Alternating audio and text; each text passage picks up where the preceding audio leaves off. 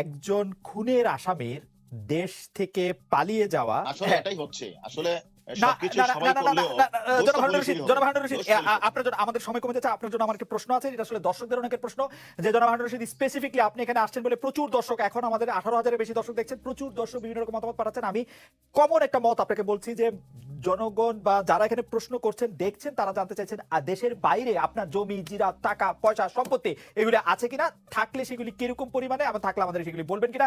অনেকের ধারণা আপনার কয়েকশো কোটি টাকা আছে, না, কেউ কেউ তো শোনেন, জোর শোনেন, দিয়ে বলেন শোনেন। মার্কিন যুক্তরাষ্ট্রে আপনার 100 কোটি টাকা সম্পদ রয়েছে।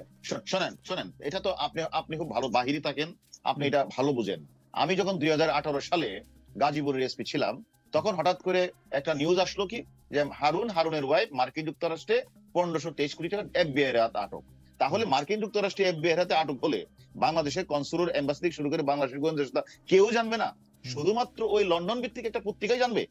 আর আমার বিষয় এটা হলো একটা কথা। আরেকটা বিষয় হচ্ছে, সেখানে যদি তথ্য তার কারো থেকে থাকে, তারা স্পেসিফিক তো বলবে যে হারুনের আমেরিকাতে বা লন্ডনে ওই বাড়িটা হারুনের। আজ পর্যন্ত কি বলতে পারছে? কেউ বলতে পারে না। কিন্তু ওই যে ধারণা, কিন্তু নাও, আমি তো আমার বিরুদ্ধে বলছে 2023 সালে 18 সালে নির্বাচনের পূর্ব মুহূর্তে যে হারুনের এত কোটি টাকার সম্পত্তি এফবিআই এর হাতে আটক। এফবিআই এর হাতে আটক, এফবিআই থেকে এটাও জানে না। আর আটক হলে কি হয়, আমি হারুন বাংলাদেশে তথ্য জানবে না। তাহলে আমি হারুন বাংলাদেশে বিভিন্ন জায়গায় চাকরি করছি, যদি আমেরিকাতে 10 লক্ষ বাঙালি থাকে, একটা বাঙালি তো বলতে পারতো যে হারুন এই জায়গায় থাকে, এই বাড়িটা হারুনের। কেউ জানতে পারলো না।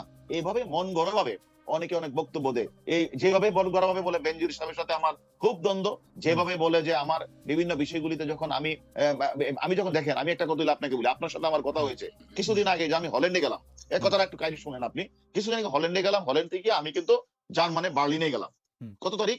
সেখানে 20 তারিখ গেলাম, 21 তারিখ আমি বার্লিনে গেলাম। সেখানে 19 তারিখে নিউজ আসলো যে হারুন মার্কিন যুক্তরাষ্ট্রের সম্পত্তি পাহারা দিচ্ছে। এটা আপনি তো সাক্ষী যে আমি 19, 20, 21 কোথায় ছিলাম।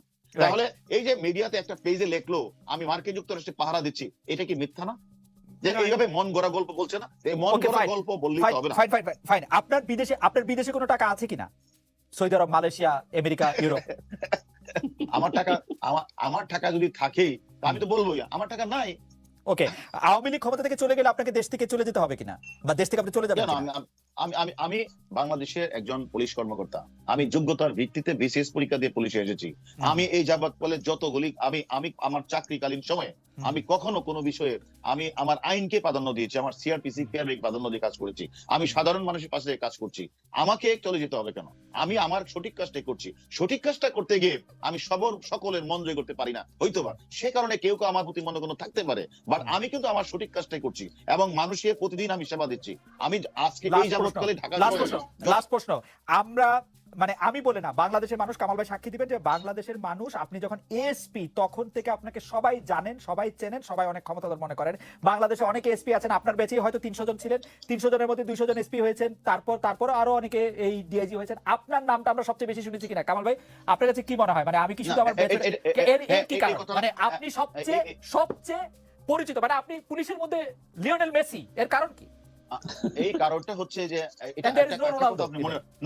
আপনি একটা কথা, সবাই তো খালেদ মহিউদ্দিন হয় না, সবাই তো মাসুদ কামাল হয় না, সবাই হয় মাসুদ কামাল, সবাই খালেদ মহিউদ্দিন হয় না। তা আমি হারুন আজকে 2001 সাল থেকে আপনি যেটা বলেছেন আমি কেন আলোচনায় আসি, আমি 2001 সালে চাকরি করতে আসলাম। আসার পরে আমি আমি আমি আমি হয়তো আমার ব্যক্তি জীবনে, আপনি জানেন আমি ছাত্র জীবনে সবাই কোনো না কোনো দল করতেই পারে, আমি একটা দলের সাথে সম্পৃক্ত ছিলাম। কিন্তু যখন আমি চাকরিতে আসলাম, আসার পরে আমার চাকরি থেকে আমাকে বিদায় করে দেওয়া হলো। আমার কি অপরাধ ছিল? আমি তো চাকরিই করতে পারলাম না। আমি 2008 সালে আবার চাকরিতে আসার পরে আমি ঢাকা শহরে যতগুলি গুরুত্বপূর্ণ ঘটনা আছে প্রত্যেকটি ঘটনার সাথে কোনো না কোনো আমি কাজ করেছি। কাজ করার কারণে আমি বিভিন্ন জায়গায় আমি আমার অবস্থান পরিষ্কার করেছি।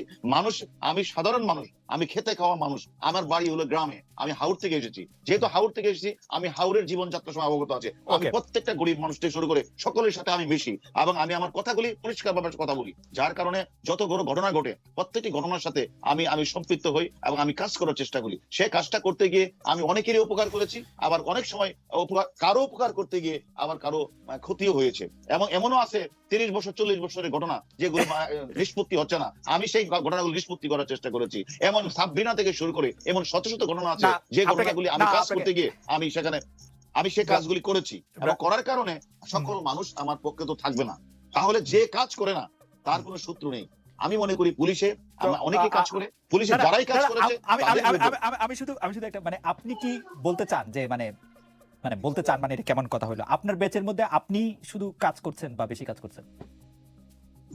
এটা অনেকে আছে ইন্ট্রোভার্ট, অনেকে এক্সট্রোভার্ট। আমি হয়তো কাজ করি, কাজ করে অনেকের সাথে আমি মিশি। আর শেষ করি, আমি শেষ করি একটু। আমি কাজ করি শুধু না, আমি একদিকে আমি পুলিশ সার্ভিসের জেনারেল সেক্রেটারি ছিলাম, আমি আমার জেলার আমি প্রেসিডেন্ট ছিলাম অনেকদিন যাবত, এখনো আমি 6 জেলার সেক্রেটারি দায়িত্ব পালন করছি, বিভিন্ন সামাজিক অনুষ্ঠানে আমি যোগদান করি। আপনি কি বর্তমান মহামান্য রাষ্ট্রপতির লোক? আপনি ভালো কথা বলেছেন, আপনি একটা ভালো কথা বলেছেন। মহামান্য যে বর্তমান রাষ্ট্রপতি, ওনার বাড়ি হলো আমার গ্রামের পাশের গ্রাম। ওনাকে আমরা বারবার ভোট দিয়ে নির্বাচিত করি। উনি পাশে একজন এমপি, উনি আমার কাছে রাষ্ট্রপতি না, উনি আমার কাছে আমার একজন প্রতিবেশী, উনি আমার কাছে একজন এমপি, উনি আমার কাছে আমার অভিভাবক। সে অভিভাবক হিসাবে উনি আমাদেরকে চিনে, এই চিনাটা কোনো অপরাধ না। উনি আমাকে চিনে, আমাদেরকে এলাকার ওনার একজন ভোটার হিসাবে উনি আমাকে চিনেন, আমাদের বাড়ি ঘরের সবাইকে চিনেন। সেই হিসাবে যেটুকু যদি একটা রাষ্ট্রপতির বাড়ি যদি রাজশাহী হতো, একটা রাষ্ট্রপতির বাড়ি যদি সিলেট হতো, সেটা আমার সাথে তো অয়েল কানেকশন হতো না। যেহেতু ওনার বাড়ি আমার পাশের গ্রাম, এখন উনি একজন বাংলাদেশের মহামান্য রাষ্ট্রপতি, উনি রাষ্ট্রপতি তো পরে হয়েছেন, কিন্তু উনি ওনার সাথে আমরা সবসময় এমপি নির্বাচন শুরু করে সবসময় ছিলাম। সেই কারণে উনি আমাদের ভালো জানেন, ভালো চিনেন। আমরা জনাব হারুনুর রশিদকে অনেক ধন্যবাদ দিতে পারি। এই মুহূর্তে 10,000-এর বেশি লোকজন আমাদেরকে দেখছেন, তো তাদের মধ্যে মানে আমি তো আপনাদের কথা শুনতে শুনতে একটু মন্তব্য দেখছি, অনেকেই এই মন্তব্য করছেন জনাব হারুনুর রশিদ আর আমি একই সঙ্গে বিশ্ববিদ্যালয়ে পড়েছি, আমরা একই সঙ্গে কিছুদিন সরকারি চাকরি করেছি, আমি ফিরে আসছি, সুতরাং হারুনুর রশিদ আমার এক ধরনের বন্ধুও বটেন। সেই জায়গা থেকে আমি আসলে স্বাধীনতা নিয়ে জনাব মোহাম্মদ হারুনুর রশিদ আপনাকে এই প্রশ্নটা আমি করতেই চাই। সাবেক পুলিশ প্রধান জনাব বেনজির আহমেদের সাথে আপনার পার্সোনাল দ্বন্দ্বের কথা পাবলিক পারসেপশনে এসেছে, যে সাবেক পুলিশ প্রধান জনাব বেনজির আহমেদের টাকা বা বেনজির আহমেদের জোগাড় করে দেওয়া টাকা নিয়ে আসলে দুবাইতে এই ব্যবসা হচ্ছে কিনা সেটি নিয়ে প্রশ্ন এসেছে। আপনি ডিবি প্রধান হওয়ার পরে এই বিষয়টিকে আপনি তুলেছেন এবং আপনার মাধ্যমেই আসলে মিডিয়া এই কথাগুলি পেয়েছে, যেটিকে আমরা আইন শৃঙ্খলা রক্ষাকারী বাহিনীর একটি সূত্র বলছে পুলিশের সাবেক একজন ঊর্ধ্বতন কর্মকর্তার টাকায় দুবাইয়ে সোনার ব্যবসা শুরু করেন রবিউল ইসলাম। আপনি যদি মানে কামাল ভাই প্রশ্নটি তুলেছেন, আমি একটু পরিচয় করে বললাম, আপনি যদি একটু বলেন। কামাল ভাই যে কথাগুলি বলেছেন সেটা বলতেছেন ধারণাগত কথা বলেছেন। আসলে কারোর সম্পর্কে বলতে গেলে একটা পারফেক্ট একটা পরিপূর্ণ একটা তত্ত্ব নিয়ে বললে ভালো হতো। আরেকটা কথা আপনি পরিষ্কার বলি, আমাদের যে কথাটি আপনি এখন প্রশ্নটা করেছেন, আমি একটা ক্ষুদ্র মানুষ। আমি যখন ডিসি তেজগাঁ এসপি, তখন বেনজির সাহেব হলো ইন্সপেক্টর জেনারেল পুলিশ। তখন আমিও দেখেছি যে বিভিন্ন বাহির থেকে বিভিন্ন নাগরিক পেজ বিভিন্ন জায়গা থেকে তারা বলতো এটা আসলে এক ধরনের গল্প, যে গল্পটা পুলিশের সাথে পুলিশের কথা বললে বেশি মানুষ দেখবে, ভিউয়ার বেশি হবে, এই কারণে এই কথাগুলি বলে। তাহলে আমার মতো একটা ক্ষুদ্র অফিসার এসপির সাথে একজন ইন্সপেক্টর জেনারেলের কোনো দ্বন্দ্ব দ্বিমত থাকতেই পারে না।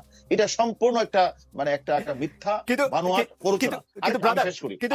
আমি শুধু একটা কথা বলি, আইজি সাহেব আর এসপি সাহেবের মধ্যে দূরত্বটা এত বেশি যে গল্প বানানোর জন্য এটা আসলে উপযুক্ত গল্প না, কিছু না থাকলে সেটা উপযুক্ত গল্প না, উপযুক্ত গল্প না। তারপরেও যারা এটা বলেন তারা কিন্তু না বুঝে না জেনেই বলেন। আমার সাথে যে আমাদের যে ইন্সপেক্টর জেনারেল পুলিশ ছিলেন, উনার আমলেই আমি জয়েন্ট কমিশনার ডিবি হয়েছি, উনার আমলেই আমি ডিআইজি হয়েছি এবং ডিবির এডিশনাল কমিশনার ডিবি হয়েছি। তাহলে উনার সাথে আমার কোনো বিষয়ে যদি কোনো দ্বিমত থাকতো, তাহলে কোনোদিন মানে একটা ইন্সপেক্টর জেনারেলের ক্ষমতা অনেক, আপনি জানেন, সেখানে আমি এতগুলি মানে আমি এত মানে পদোন্নতি পেতাম না। আসলে ছোট করে একটু বলতে পারি, এমন কি হতে পারে ব্রাদার যে আপনি আসলে ইন্সপেক্টর জেনারেল অফ পুলিশের চেয়েও আরো অনেক বড় লোকের না এই ধরনের ক্ষমতা আমি ইউজ করি না বলেই আমি এখন সারা বাংলাদেশে যে আমি কাজ করি, আমার কাছে একদম ক্ষেতের কৃষক থেকে মজুর থেকে শুরু করে সবাই আমার কাছে আসে, আমি সকলের সাথেই কথা বলি। এবং আপনি যেখানেই যাবেন ঢাকা শহরে, আমাদের যদি স্বরাষ্ট্রমন্ত্রী মহোদয়ের সাথে কথা বলেন, যেখানেই বলেন সেখানে মানুষ বলে এবং আমার এই কাজটা ডিবিকে দেন, হারুনকে দেন, অর্থাৎ আমরা একটা আস্থার জায়গায় পরিণত হয়েছে ডিবি, আমরা সেই কারণে আমরা কাজগুলি করি। এই ঘটনা পত্রপত্রিকা জানাজানি হওয়ার পর আপনাকে উদ্ধৃত করে পত্রপত্রিকায় লেখা হয়েছে সাকিব আল হাসান জানা সত্ত্বেও দুবাইতে গিয়েছেন, বা আপনারা সাকিব আল হাসানকে জানানোর পরও তিনি দুবাইতে গিয়েছেন। আপনারা সাকিব আল হাসানকে কিভাবে জানিয়েছেন যে এইখানে যায়েন না? এটা মানে এটা কিরকম আমাদের যদি আমরা বিভিন্ন সূত্রের মাধ্যমে তাকে জানিয়েছি, সে বিষয়টা জেনেছেন। পাশাপাশি আপনি বলেছেন 3 দিন যাবত সারা বাংলাদেশের ফেসবুক, টুইটার থেকে শুরু করে ইউটিউব থেকে শুরু করে তোলপাড়। আমি জানতে চাইছি যে আপনি এখানে বলেছেন, আপনাকে আমি উদ্ধৃত করছি, তারা সেখানে হাজির হয়েছেন এবং জানার পরও মানে আমরা তাদেরকে অবগত করার পর, আপনি সাকিব আল হাসানকে উদ্দেশ্য করে বলেছেন আমরা তাদেরকে অবগত করার পরও তারা দুবাই গিয়ে আরাফ খানে, তাদেরকে আপনারা আমরা কি জানিয়েছেন, তাদেরকে মানে তাকে আমরা জানিয়েছেন কিনা? তাদেরকে তাদের আমরা তাদেরকে বিভিন্ন সোর্সের মাধ্যমে জানিয়েছি এবং তারা অবগত হয়েছে। আর আপনি সরাসরি অবগত জানান নাই হওয়ার কেন? পরেও জনাব হারুন রশিদ, আপনি সরাসরি জানান না, নাই কেন? না, আমি তাকে কিভাবে জানাবো? আমি তার প্রিয় লোকজনের মাধ্যমে তাকে জানিয়েছি। কেন মানে সরাসরি না এটাই তো কেন? আমরা আমরা মানে আপনার আপনি অফিস, যে আপনি কথাটা আপনি বলছেন, না মানে না না আপনার অফিস কেন সরাসরি জানান নাই? মানে আপনি তো বহু লোকজন। আমরা তো একটা শোনেন, আপনি যে কথাটা বলছেন, Right. সে দুবাই যাবে, সেখানে সে এড দিচ্ছে। হুম। আমি তার সোর্সের মাধ্যমে তাকে জানিয়েছি, তারপরে সে গিয়েছে। আমি সেটাতে বলছি যে সে যে গিয়েছে কিন্তু আপনি সেটাকে আমরা এক ধরনের নৈতিকতার বলে আমরা তাকে একটা অপরাধ মনে করছি। যে সেখানে একটা হারবারিং একটা আমাদের প্যানাল করে একটা বিষয় আছে, যে আসলে কেউ একজন কাউকে টাকা দিয়ে সহায়তা করে, কেউ তাকে আশ্রয় প্রশ্রয় দিয়ে সহায়তা করে, কেউ তাকে নৈতিকতা দিয়ে প্রশ্রয় দিয়ে থাকে। আমরা ওই নৈতিকতার প্রশ্রয় দেওয়া তাকে কি ভিড়েই আমরা তাকে আপনারা বিভিন্ন মাধ্যমে পুলিশকে- জানানোর চেষ্টা জনাব করছি। হারুন রশিদ, পুলিশ কি এখন মোরাল পুলিশ? হ্যাঁ, আমি তো মনে করি বাংলাদেশ পুলিশ এখন অনেক নৈতিকতা পুলিশের দিকে আপনি যাচ্ছে বাংলাদেশ পিআরপি, পুলিশ। এবং আপনি পিআরবির কোন জায়গা থেকে আপনি নৈতিকতা মানুষকে, আপনি যেমন আমাদের যেমন যেমন যেমন আপনি জানেন, শুনে আমি আপনাকে বলি, আমাদের জি। প্যানাল কোডের একটি সুস্পষ্ট ধারা আছে, হারবারিং মানে আশ্রয় প্রশ্রয় দেওয়া একটা ধারা আছে সেখানে। এটাকে আমরা মনে করি যে এটা এক ধরনের হারবারিং। সে একটা লোক, আপনি বাংলাদেশ থেকে, শুধু পুলিশ অফিসার না, সে একটা বাংলাদেশের নাগরিককে সে মানে হত্যা করেছে। সেটা তো আমি আপনার শেষ করি। দাবি, সে সেটা তো হত্যা আপনার দাবি, না না সেটা আপনার সে দাবি। হত্যা করেছে। হত্যা করে সে বাংলাদেশকে ত্যাগ করে সে আরেকটি দেশের পাসপোর্ট নিয়ে সে ইন্ডিয়াতে দুবাইয়ে চলে গিয়েছে। সে দুবাইয়ে গিয়ে সে এত বড় একটা স্বর্ণের ব্যবসা সে উদ্বোধন করতে যাচ্ছে। সেখানে আমাদের বাংলাদেশের লক্ষ লক্ষ মানুষের অত্যন্ত প্রিয় লোক হলো সাকিব আল হাসান। সাকিব আল হাসানকে বাংলাদেশের অনেক ম্যাক্সিমাম লোকই পছন্দ করে। Right. তার সে ক্রিকেটার, তার মতো লোককে আমরা গর্ববোধ করি। এমন একটা লোক যখন সেটা তো এরকম একটা খুনি সেটা তো সেখানে আপনার যায়, দাবি, সেটা তো আপনার দাবি। আপনার দাবি যে উনি খুনি, এটা প্রমাণও হয় নাই, কিছু হয় নাই, উনি সেই লোক কিনা সেটা প্রমাণ করা বহুত আমি বাকি। শোনেন, যার হ্যাঁ। নামে বাংলাদেশে 12 থেকে 14টি ওয়ারেন্ট আছে অবৈধ অস্ত্র মামলা, যার নামে চার্জশিট দেওয়া হয়েছে, সে একজন পুলিশ অফিসার না, সে বাংলাদেশের একজন নাগরিককে সে হত্যা করেছে। তারপরেও যদি কেউ বলে যে এটা সে সুস্পষ্টভাবে সে খুনি কিনা সে জানে না, তাহলে এটা তো অনাকাঙ্ক্ষিত। না সেটা এটা তো পুলিশের সরাসরি সহায়তা ছাড়া, পুলিশের সরাসরি ইনভলভমেন্ট ছাড়া এটা সম্ভব না। আমি না, চাকরি না করলেও একটু আমি বুঝি এর যে পুলিশ ইনভলভ না থাকলে এটা সম্ভব না, ইম্পসিবল।